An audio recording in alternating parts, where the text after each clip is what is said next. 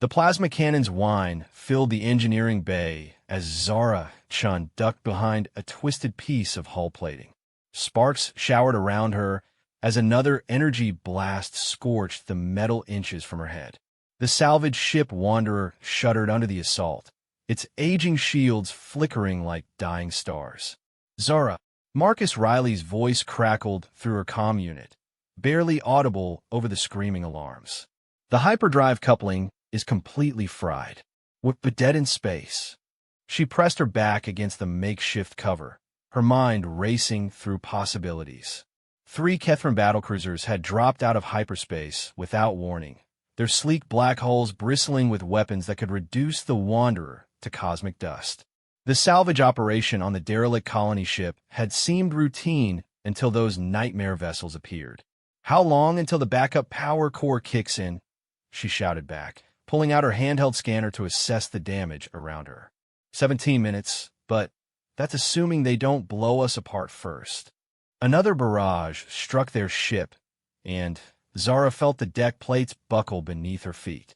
Through the gaping hole in the hull, she could see the lead Kethran vessel approaching, its massive form blotting out the stars.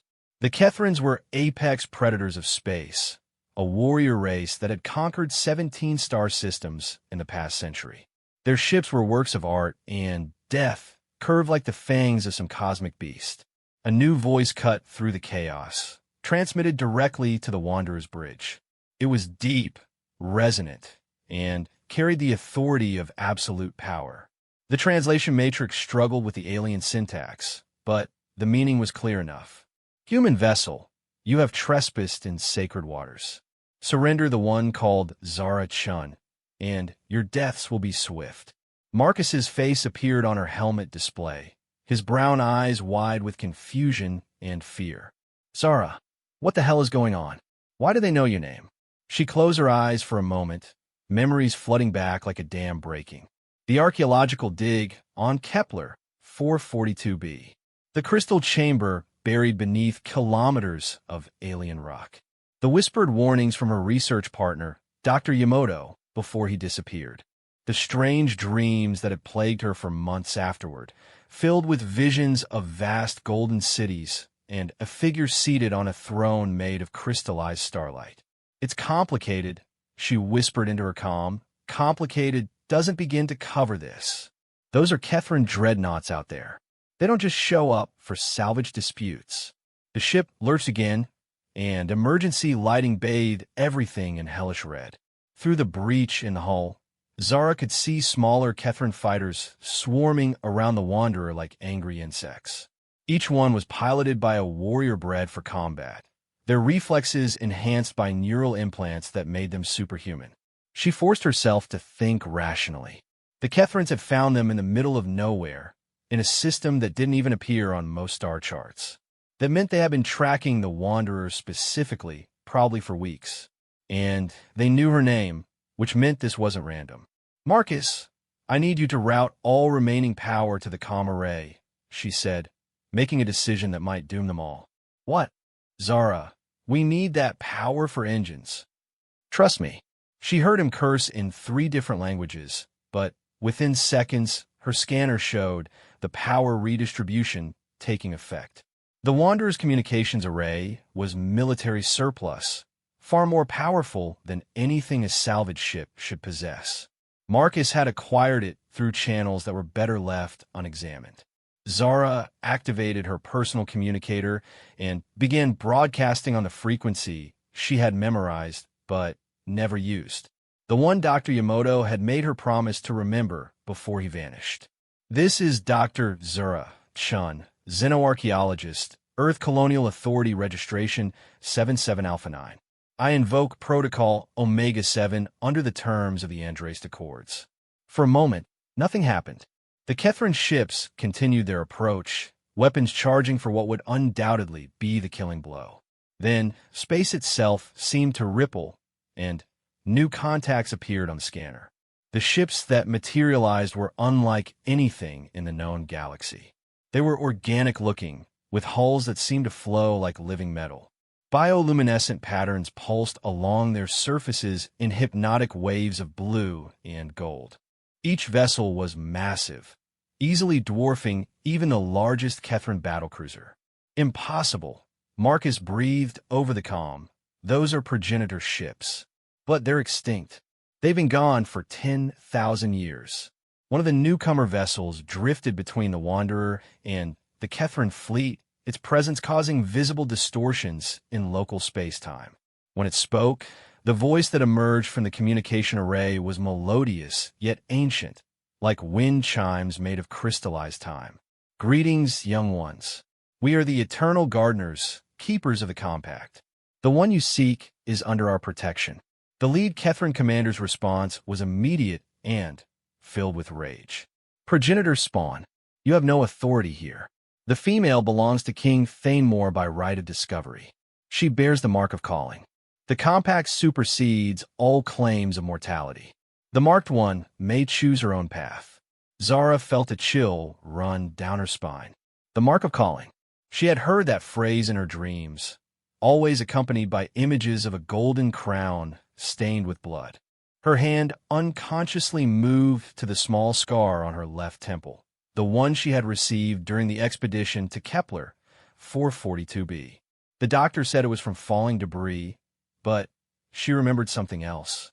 A crystal that had pulsed with inner light, and a voice that had whispered her name across the void. The Kethran fleet began to spread out into attack formation, their weapons systems powering up to full charge. Even faced with the legendary progenitors, they showed no fear. The Kethrans had never retreated from a battle in recorded history. The female will come with us, King Thanemore declared. She is destined to bear our children and strengthen our bloodline. The prophecies are clear. Prophecies written by conquerors to justify their conquests. The progenitor replied calmly. We have seen such things before. They always end in ashes. The tension in space was palpable, like the moment before lightning strikes. Zara realized that she stood at the center of something vast and ancient, a conflict that stretched back millennia. The crystal chamber on Kepler 442b hadn't been a random archaeological find. It had been a trap, or perhaps a test. Zara, Marcus's voice was barely a whisper. Whatever you did, whatever you found out there, you need to tell me. Right now. She looked at the tactical display, watching as more progenitor vessels materialized around them. Each one was a masterwork of technology that made human engineering look like cave paintings. But the Kethran ships were not backing down, and she could see their weapon signatures spiking toward critical levels. I found something, she admitted.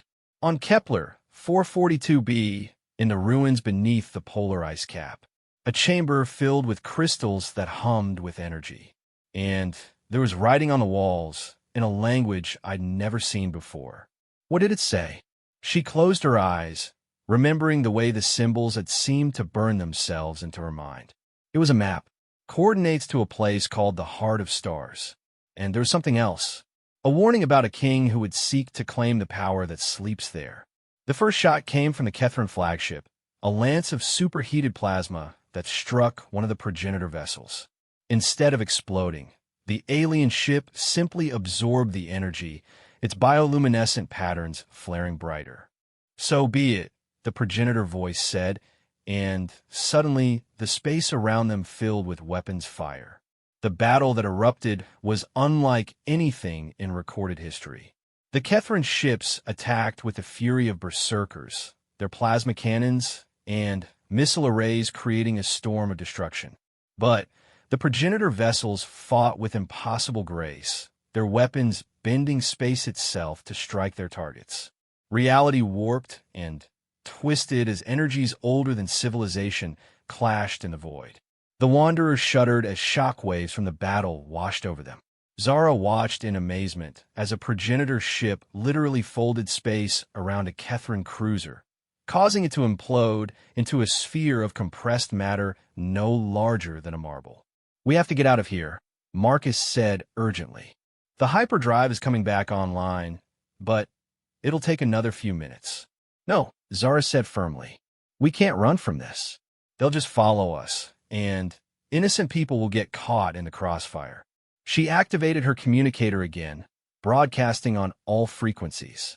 "This is Zara-chun. I'm willing to discuss terms, but not while weapons are firing. Call a ceasefire." The response from King Thanemore was immediate. "You are in no position to make demands, human. Surrender now, and your companions will be spared. And if I don't, then I will reduce every human world to cinder and ash until you submit." The coldness in his voice made her blood freeze. This wasn't just about her anymore.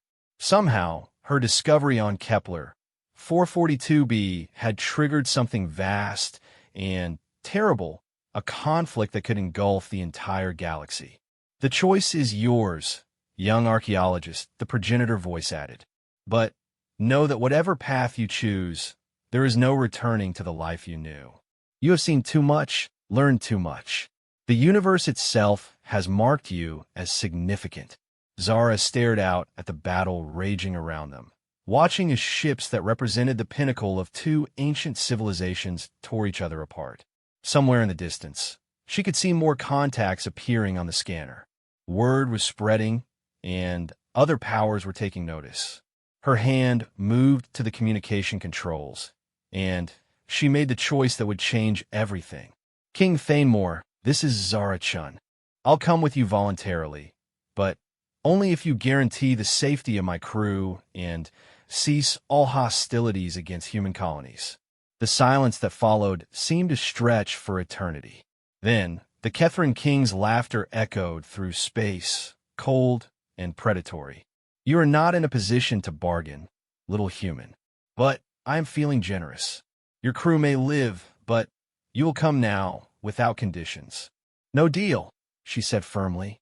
"Either we negotiate as equals, or this ends badly for everyone." What happened next surprised everyone. A new voice entered the communication channel, younger than the king's, but carrying unmistakable authority. "Father, perhaps we should consider the humans' terms. The progenitors will not withdraw without guarantees, and this battle serves no purpose." "Prince Kale," the king's voice carried a warning. "Do not forget your place.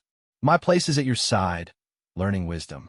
And wisdom suggests that some battles are won through words, not weapons." Zara found herself intrigued despite the circumstances. A Kethran prince advocating for diplomacy was almost unthinkable. Their culture celebrated warfare and conquest above all else. The battle had reached a temporary stalemate, with both fleets maintaining firing positions but not actively engaging. The progenitor vessels hung in space like sleeping giants, their bioluminescent patterns pulsing slowly. "Very well," King Thanemore said finally. "We will discuss terms. But know this, human. You belong to me by right of prophecy. Nothing you say or do will change that destiny." As the weapon's fire died away, Zara realized that her life as a simple salvage operator was over. Whatever she had awakened on Kepler 442b had set forces in motion that would reshape the galaxy. And somehow, she was at the center of it all. The communication channel crackled with new transmissions as representatives from both sides began the delicate process of arranging a meeting. But even as diplomatic protocols took over, Zara could feel the weight of ancient prophecies and cosmic destiny pressing down upon her. In the distance, more ships continued to arrive, drawn by the conflict like scavengers to a battlefield.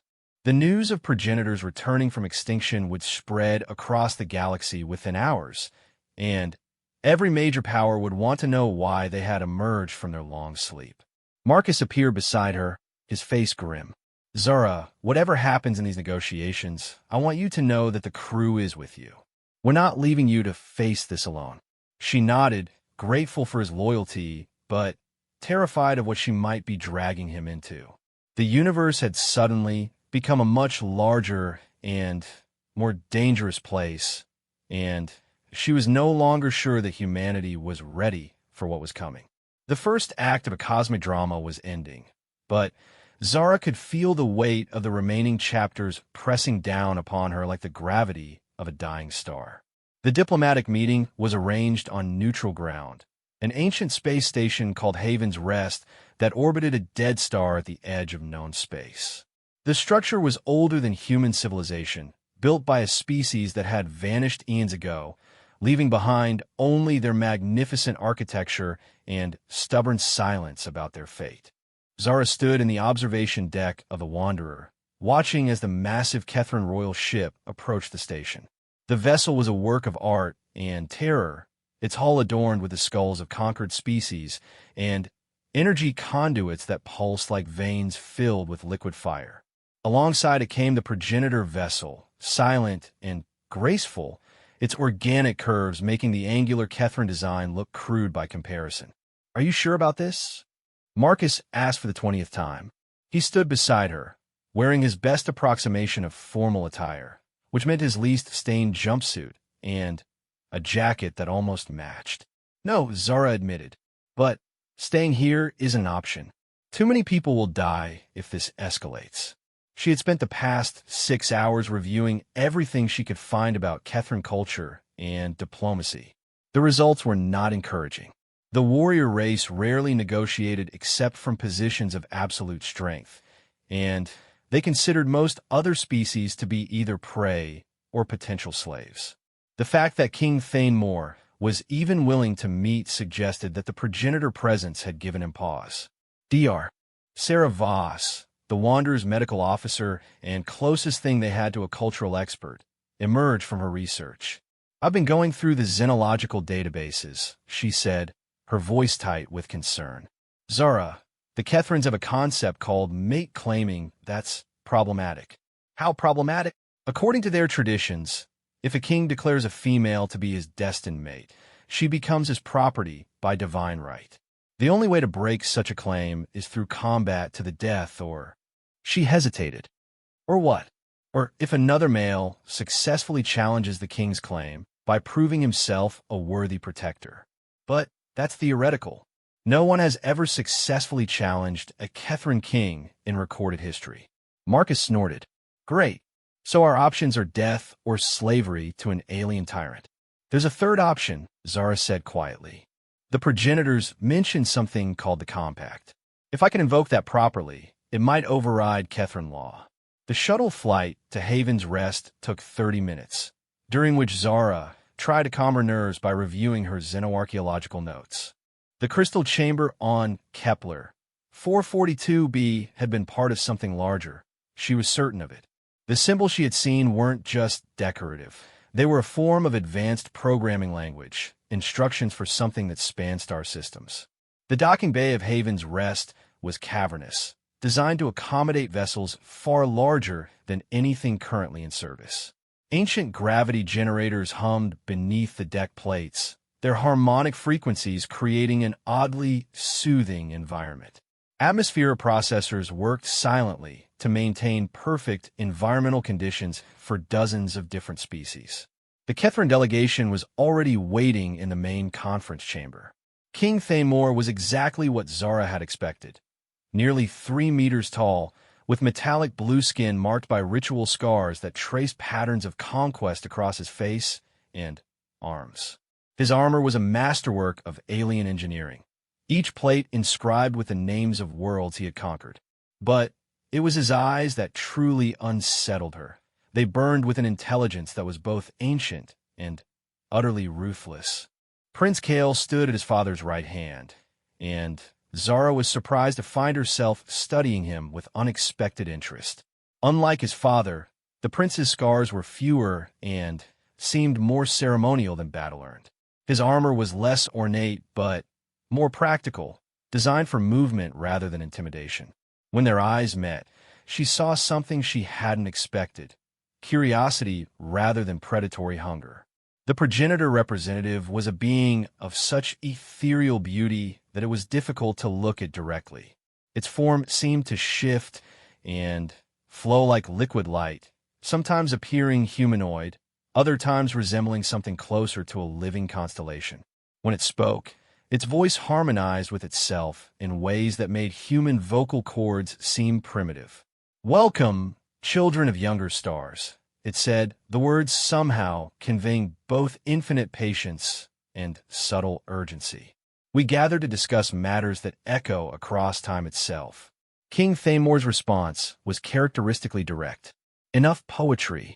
The human female bears the mark of calling. She is mine by right of prophecy and divine mandate. This meeting is merely to arrange the transfer. Prophecies, the progenitor replied with something that might have been amusement, are dangerous things.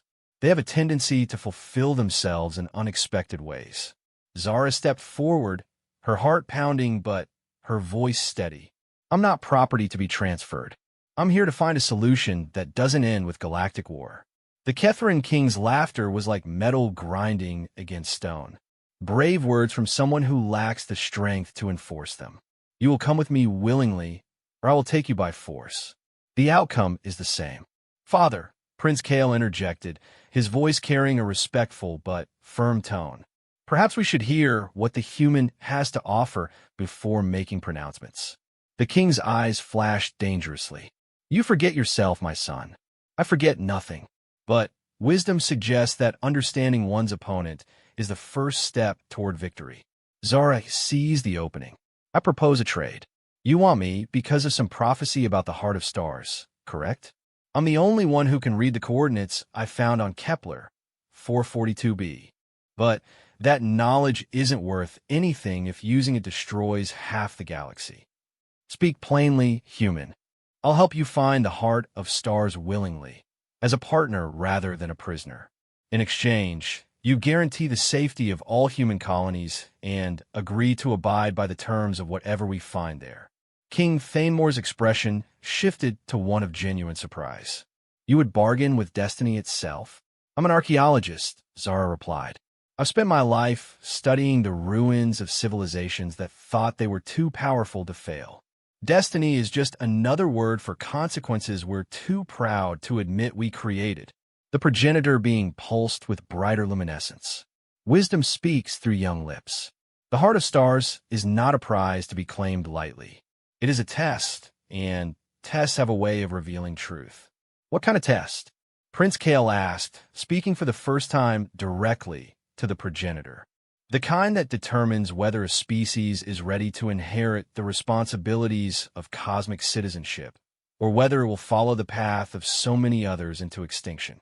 The chamber fell silent as the implications sank in. Zara felt pieces of a vast puzzle clicking into place. The crystal chamber on Kepler, 442b, hadn't been a random discovery. It had been bait designed to attract someone capable of reading the ancient symbols. And everything that had followed, the Kethrin pursuit, the progenitor intervention, had been orchestrated by forces far older and more sophisticated than she had imagined. You knew this would happen, she said to the progenitor. You've been waiting for someone to find that chamber. We have been waiting for many things, it replied.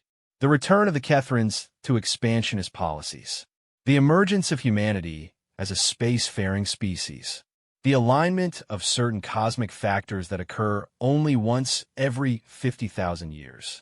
King Thamor slammed his gauntlet fist against the table, causing the ancient metal to ring like a bell. Enough riddles. If the human wishes to bargain, then let her state her terms clearly. Zara took a deep breath, knowing that her next words would determine the fate of billions. I'll go with you to find the heart of stars.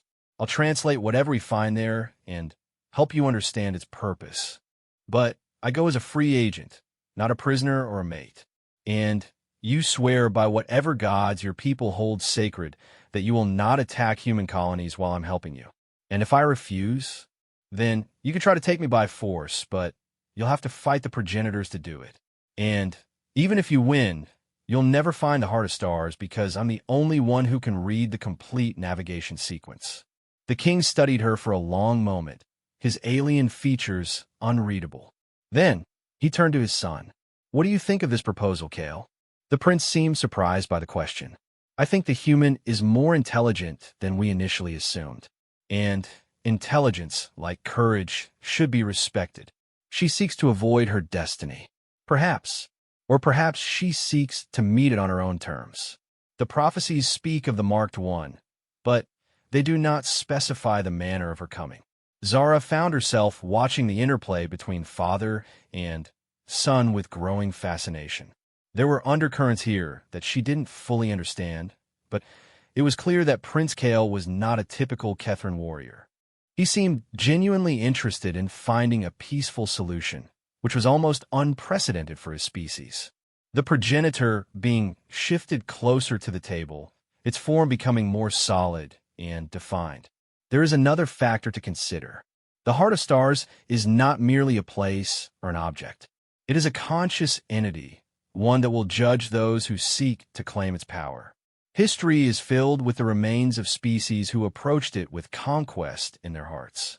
What are you saying? King Thamor demanded. I am saying that the manner in which you reach the Heart of Stars may determine whether you survive the encounter. Violence and coercion are inadvisable when dealing with cosmic judges. The implications hung in the air like a sword waiting to fall. Zara realized that she held more cards than she had initially thought. The Kethrans might be unstoppable warriors, but they were facing something that couldn't be conquered through brute force. There's something else, she said, decision crystallizing in her mind. If we're going to do this, I want Prince Kael to accompany us, as a guarantee of good faith and to ensure that the agreement is honored. King Thamor's eyes flared with anger. You dare to make demands about my son? I dare to suggest that having a witness to our agreement might be beneficial to all parties. Unless the prince objects. All eyes turned to Kael, who remained silent for several heartbeats. When he finally spoke, his words carried a weight that surprised everyone in the room. I would be honored to serve as witness to this compact, and, should circumstances require it, I pledge my protection to Dr. Chun until the matter is resolved. The silence that followed was deafening. A Kethran prince had just offered his protection to a human, effectively placing her under his personal guard. It was unprecedented in their recorded history. King Thamor's face cycled through several expressions before settling into something that might have been pride mixed with exasperation. My son, you continue to surprise me. Very well. The terms are agreed upon. We will travel together to find this Heart of Stars, and the human will remain free until we understand what we face there. The progenitor being pulsed with what seemed like approval. Wisdom prevails, though the path ahead remains treacherous. Be warned that the Heart of Stars responds not just to intentions, but to the deepest truths of those who approach it. Deception will not avail you. As the formal agreements were recorded and transmitted to the respective fleets, Zara felt a mixture of relief and apprehension. She had bought time and relative freedom, but at the cost of committing herself to a journey into the unknown alongside beings who could kill her without a second thought. Yet something about Prince Kael's pledge of protection resonated with her on a level she didn't fully understand. There had been sincerity in his words that went beyond mere diplomacy. As they prepared to depart Haven's Rest, she found herself wondering what kind of man could grow up in a warrior culture, yet still advocate for peace. The answer to that question, she suspected, would prove crucial in the trials ahead. The ancient space station continued its eternal orbit around the dead star as the three ships departed, carrying their unlikely alliance toward a destiny that none of them could fully comprehend. Behind them, space filled with the sensors and scout ships of a dozen major powers, all desperate to understand what had brought progenitors out of hiding after 10 millennia of silence. The galaxy was watching, and the stakes had never been higher. The journey to the coordinates Zara had decoded took them through sectors of space that appeared on no standard charts. The three-ship convoy traveled in formation, the massive Kethran royal vessel blood of conquerors flanked by the organic curves of the progenitor ship and the comparatively tiny wanderer. What had begun as a desperate escape had transformed into the strangest diplomatic mission in galactic history. Zara spent most of her time aboard the Kethran flagship, working with their navigation computers to refine the course toward the Heart of Stars. The ship's interior was a study in controlled violence, with trophy rooms displaying the artifacts of conquered worlds and training chambers where warriors honed their skills in gravity fields that would crush most other species. Prince Kael had assigned himself as her guide, and protector, a role that seemed to amuse his father and perplex the rest of the crew. The prince was unlike any Kethrin she had studied in xenological texts. Where others were brutal and direct, he was thoughtful and strategic. Where they valued only physical prowess, he demonstrated an appreciation for knowledge and wisdom. "Your people's writings about us are largely accurate," he said as they walked through the ship's vast library. The chamber contained crystalline storage matrices holding the collected knowledge of dozens of civilized worlds. "We are warriors first and last. But you assume that means we are simple." Zara ran her fingers along one of the crystal matrices, feeling the subtle vibrations of stored information. "I'm beginning to understand that assumption was wrong. How did you develop such an appreciation for learning?" Kale's expression grew distant. "My mother was from a conquered world. She was a scholar before the invasion, specializing in ancient languages and archaeological analysis. My father claimed her as a war prize, but she changed him. Changed me. What happened to her? She died when I was 12. A fever that our medical technology couldn't cure. But she taught me to see beyond the edge of a blade, to understand that true power comes from knowledge rather than fear." They paused before a viewport that showed the strange stellar phenomena of the region they were traversing. Stars here burned in colors that shouldn't exist, and gravitational anomalies created ribbons of twisted space-time that danced between worlds. "Is that why you protected me at the negotiations?" Zara asked. "Because your mother would have wanted you to?" Kale turned to look at her, his alien features softened by an expression she was learning to recognize as his equivalent of a smile. "I protected you because it was right. But, yes, she would have approved." Their conversation was interrupted by an urgent communication from the bridge. The convoy had encountered something unexpected, a massive debris field that stretched across several light minutes of space. The wreckage was clearly artificial, composed of hull materials and technology that predated any known civilization. "Ship's graveyard," Marcus observed over the comm channel from the Wanderer. "Must be thousands of vessels out there, maybe tens of thousands." The progenitor ship had moved ahead to investigate, its sensors probing the debris with beams of crystalline light. When it reported back, its melodious voice carried an undertone of sadness that was unmistakable. "We know this place," it said. "This is the threshold of testing, where many have come seeking the heart of stars. Few have passed beyond." King Thanemore's voice crackled with impatience. "Are you saying this is some kind of trial?" "The first of several. The heart of stars does not grant its secrets to the unworthy. Each fleet that approaches must prove its intentions through action rather than words." As they moved deeper into the debris field, the true scale of the destruction became apparent. Ships from hundreds of different species lay broken and drifting, their hulls twisted by forces that went beyond conventional weapons. Some vessels were so ancient that their metal had taken on the crystalline quality of fossilized bone. "Look at this," Zara breathed, studying the scanner readings. "Some of these ships are over 1,000,000 years old, and the distribution pattern, they weren't destroyed in battle. They were judged and found wanting." Prince Kale leaned over her shoulder to examine the data, close enough that she could smell the exotic metals of his armor. What kind of judgment could do this? Before she could answer, space around them began to change. The debris field started to move, pieces of ancient wreckage rotating and aligning themselves into deliberate patterns. What had appeared to be random destruction revealed itself as an enormous geometric structure, with a convoy at its center.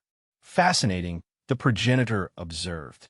"It has been 50 millennia since we last witnessed the Threshold's awakening. Prepare yourselves for evaluation." Light erupted from the aligned wreckage, not the harsh glare of weapons, but something deeper and more penetrating. It passed through their hulls as if the metal and energy shields were mere illusion, reaching directly into the minds and hearts of every being in the convoy. Zara felt the probe touch her consciousness, and suddenly she was no longer aboard the Kethrin ship. She stood in a vast chamber filled with crystalline formations that hummed with the music of creation itself. Before her sat three figures, each representing a different aspect of cosmic wisdom. The first was ancient beyond measure, its form shifting between that of an elder human and something far more alien. When it spoke, its voice carried the weight of eons. You seek the heart of stars, child of a young species. Tell us why you believe yourself worthy. I don't, Zara replied honestly.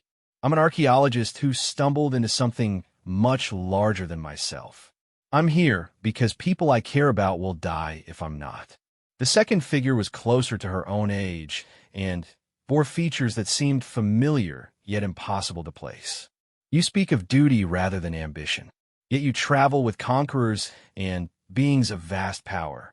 How do we know you will not be corrupted by what you find? You don't, and neither do I. But I'm willing to face that possibility because the alternative is worse. The third figure was younger still, and when Zara looked at it closely, she realized it bore her own features. What will you do if the power of the heart of stars offers you everything you've ever dreamed of? Try to be wise enough to refuse it.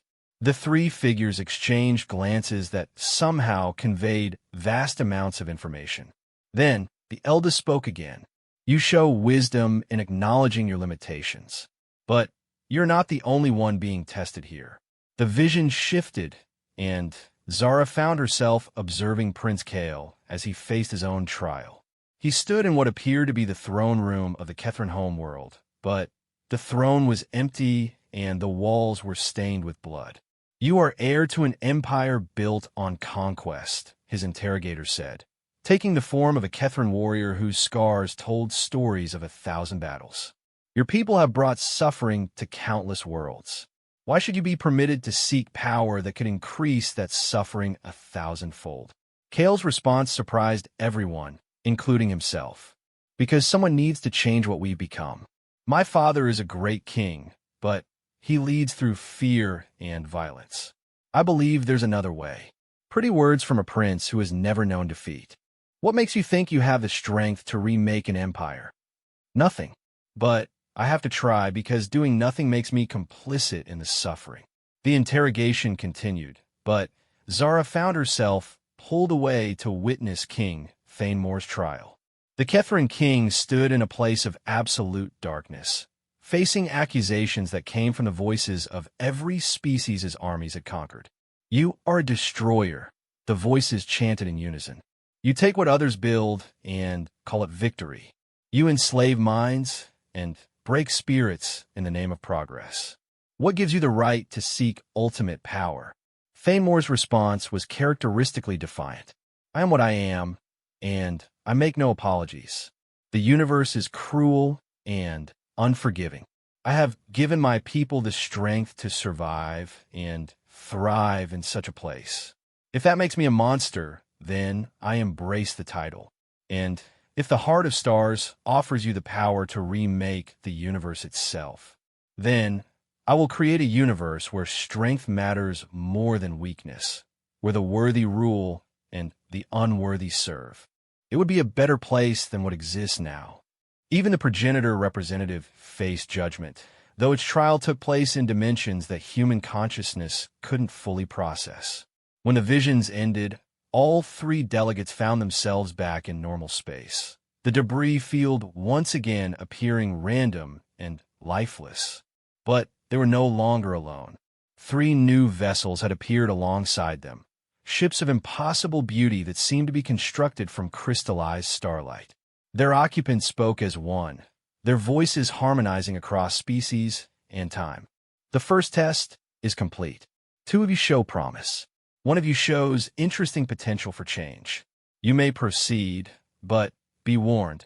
Each subsequent trial will be more demanding than the last. King Thanemore's voice was tight, with barely controlled rage. What did you see in us, judges? What gave you the right to probe our minds? We saw what you see in yourselves when all pretense is stripped away. And we judge not by your past actions, but by your capacity to grow beyond them. The crystal ships began to fade, leaving behind only a navigation beacon that pulsed with gentle light. The path to the next stage of their journey was now clear, but the cost of that knowledge was becoming apparent. How many more tests? Zara asked the progenitor. Unknown. The trials adapt to those who face them. But I can tell you this, we have never seen anyone reach the heart of stars without being fundamentally changed by the experience. As the convoy prepared to move forward, Zara found herself standing beside Prince Kale in the ship's observation lounge. The strange stars of this region cast everything in an ethereal glow that made the universe seem somehow more real and more dreamlike at the same time. "What did you see in your trial?" she asked quietly.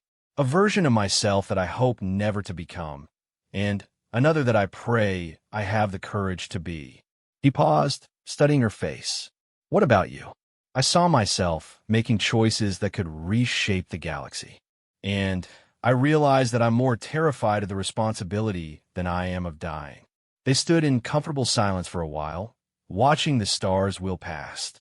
Somewhere ahead lay mysteries that could unlock the secrets of creation itself, guarded by trials that had destroyed civilizations more advanced than either of their species. "Kale," Zara said finally, using his name for the first time, "whatever we find at the heart of stars, whatever it offers or demands, I want you to know that I trust you to do the right thing." He turned to look at her, and she saw something in his eyes that made her heart skip a beat. It was more than respect or alliance. It was the beginning of something that neither of their cultures had prepared them for. "And I trust you to show me what the right thing is," he replied. "My people have forgotten how to build instead of destroy. Perhaps it's time we learned again." Behind them, King Thanemore watched from the bridge, his expression unreadable. The trials ahead would test not just their worthiness to reach the heart of stars, but their ability to survive the journey without losing themselves to the cosmic forces they were unleashing. The convoy moved deeper into unknown space, carrying with it the hopes and fears of 3 species and the growing awareness that some destinies are too large for any one person to bear alone. The heart of stars defied every expectation Zara had formed during their journey. It was not a planet or a space station, but something far more extraordinary, a conscious stellar structure that existed partially in normal space and partially in dimensions that her mind could barely comprehend. Streams of crystallized energy flowed between points of impossible light, creating patterns that shifted and evolved with the rhythm of cosmic thought. The 3 ships of their convoy hung motionless in space, dwarfed by the immensity of what lay before them. The final trial had brought them here, but not without cost. Of the 17 Kethran warriors who had begun the journey, only 7 remained. The others had faced their personal demons in the crucible of the testing grounds and been found wanting, their bodies transformed into pillars of salt that now marked the path for future seekers. "It's beautiful," Prince Kale whispered, standing beside Zura in the observation deck of the Blood of Conquerors. His armor bore new scars from the trials, and his eyes held a depth of understanding that hadn't been there at the beginning of their journey. "It's terrifying," she replied honestly. "Look at the energy patterns.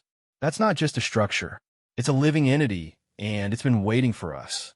The progenitor ship had moved closer to the heart, its organic hull beginning to resonate with the stellar entity's frequencies. When it spoke to them, its voice carried harmonics that made reality itself seem more vivid. "Welcome, seekers, to the heart of all stars. Here dwell the architects of existence, the beings who shaped the fundamental forces that govern reality itself. You have proven yourselves worthy of audience, but remember, wisdom offered is not wisdom accepted. What you do with what you learn here will determine the fate of more than just your species." King Thanemore emerged from the ship's strategic center, his massive frame dominated by new armor that seemed to absorb light rather than reflect it. The final trials had changed him as well, though in ways that were harder to define. The ruthless conqueror was still there, but tempered by something approaching humility. "Enough ceremony," he growled, but without his usual venom. "If we're here to learn something, let's get on with it." A section of the Heart of Stars began to shift and flow, creating what appeared to be a docking bay large enough to accommodate their entire convoy.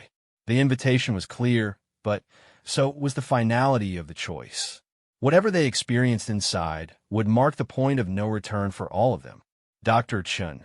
Marcus's voice crackled over the comm from the Wanderer. Are you sure about this? My sensors are picking up energy readings that don't make sense. This thing could vaporize our entire solar system without breaking a sweat. I'm not sure about anything anymore, Zara admitted. But we've come this far. We owe it to everyone who's counting on us to see this through. The docking process felt like being gently swallowed by a living star. As their ships settled into berths that formed around them like crystalline cocoons, the passengers felt a subtle shift in reality itself. The Heart of Stars was more than a place. It was a state of being that existed outside normal causality. They were greeted by beings that defied description. The architects appeared as shifting geometric forms that somehow conveyed both infinite complexity and perfect simplicity.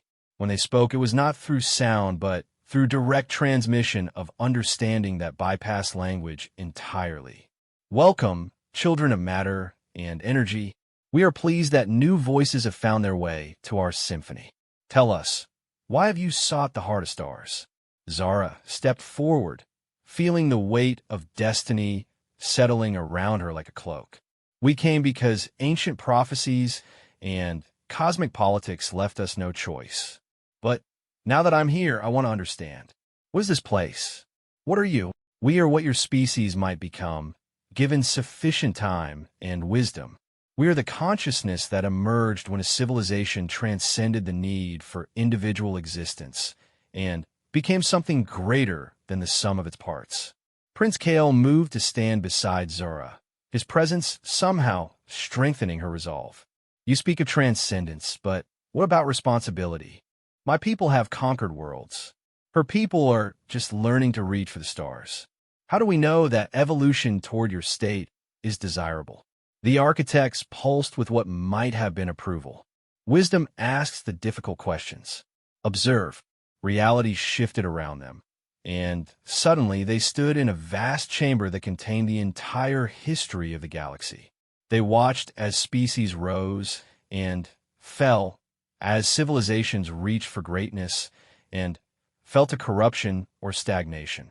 Some achieved transcendence and joined the cosmic symphony. Others destroyed themselves in pursuit of power they couldn't control. Every species faces the same choice, the architects explained. Expansion and consumption, or growth and synthesis. Those who choose the former path inevitably face extinction. Those who choose the latter become part of something eternal. King Thanemore stepped forward, his warriors' instincts still sharp despite the overwhelming nature of their surroundings. And what happens to those who choose neither? Those who find a middle path. Show us, they replied. What followed was a test unlike any they had faced before. The architects presented them with a scenario that felt absolutely real, a galaxy-spanning war between the expanding Kethran Empire and a coalition of species that included humanity. Billions were dying on both sides, and the conflict threatened to tear apart the very fabric of civilized space. One of you has the power to end this war, the architects announced. But the price of that power is the fundamental nature of your species. Humans would become something beyond physical existence, but lose their connection to individual identity. Kethrans would gain the wisdom to rule justly, but lose the warrior spirit that defines them. Choose. The responsibility was crushing. Zara found herself faced with the knowledge that she could save humanity, but only by transforming them into something unrecognizable.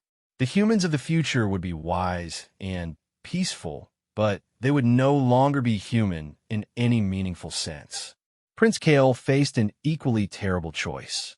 He could give his people the enlightenment they needed to become benevolent rulers of a peaceful galaxy, but it would mean the end of everything that made the Kethrans who they were. King Thanemore's choice was perhaps the most complex of all. He could maintain the status quo and condemn billions to death in an endless war, or he could sacrifice his entire worldview to create a future he barely understood. They debated for what felt like hours, the weight of galactic civilization pressing down upon them. Every argument led to new complexities. Every potential solution created new problems.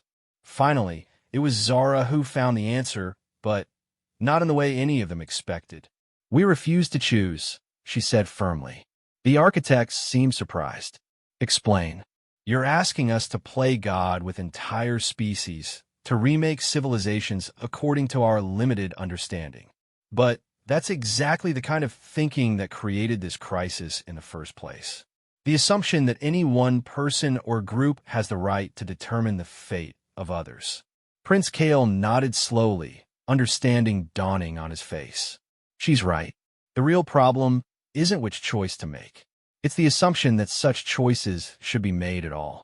"Then, what do you propose?" the architects asked. King Thanemore stepped forward, his voice carrying a conviction that surprised everyone present. "We share what we've learned. We return to our peoples not as conquerors or saviors, but as witnesses.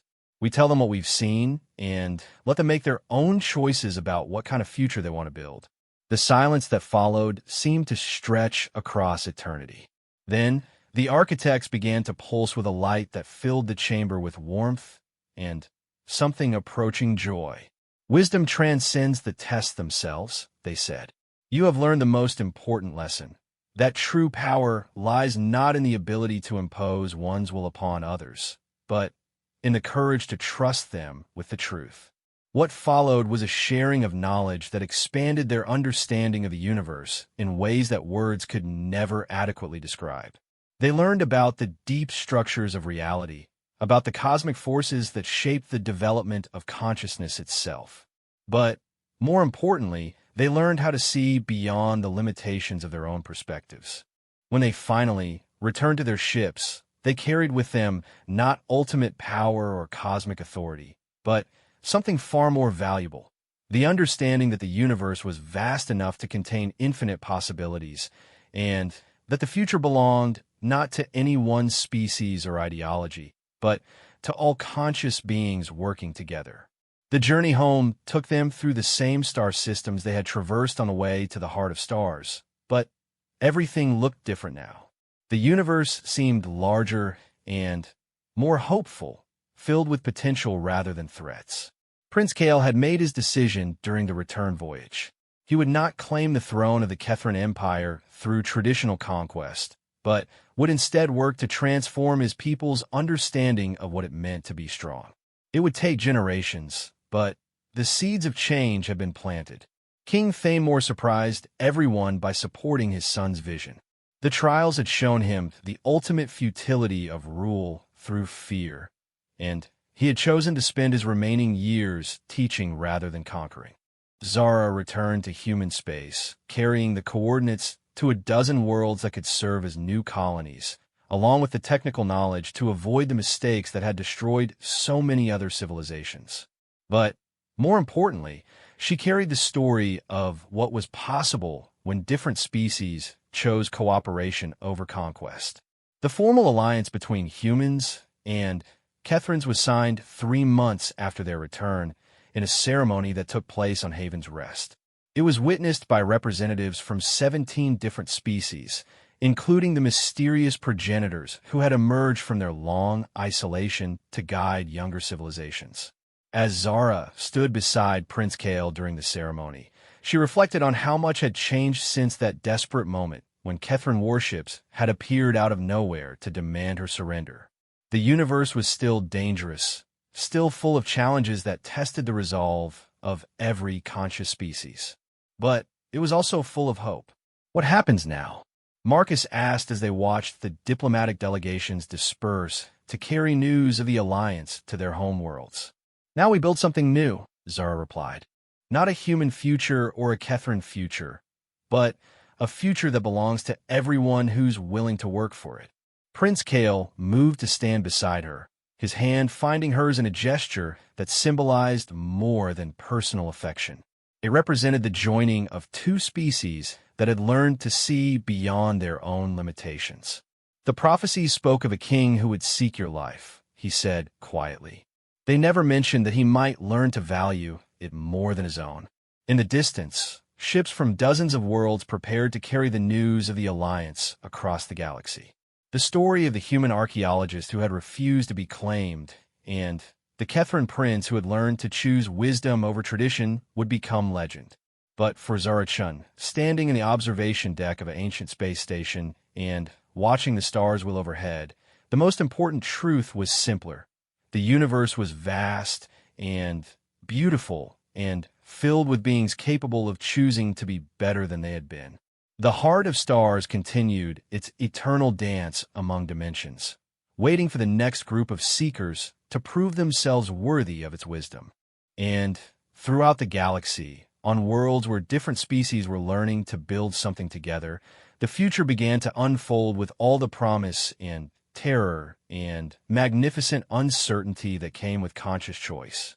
The boy who had loved her had indeed become her shield, but in doing so, he had also become something more, a bridge between worlds, a proof that even the deepest traditions could evolve when touched by wisdom. And the king who had sought her life had discovered that the greatest conquest was not of others, but of oneself.